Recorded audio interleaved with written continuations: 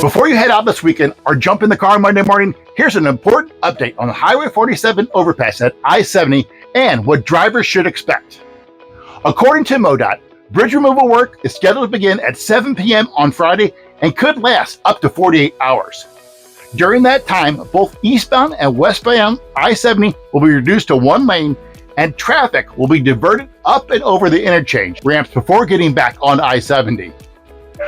For drivers on Highway 47, there will be no access to I-70 during bridge removal. MoDOT says drivers need to use outer roads and nearby interchanges instead. Now, there is one exception to that. The southbound Highway 47 from the eastbound I-70 ramp exit will remain open at the terminal. Now, for Monday morning, if that bridge removal is completed on schedule, MoDOT says I-70 traffic will return to normal configuration and Highway 47 will regain access to the interchange ramps. This closure of the overpass is expected to take approximately 140 days, so please plan accordingly. The bottom line is, delays Friday night through the weekend, plan an alternate route, and give yourself extra time and patience Monday morning, in case crews or weather impact the schedule.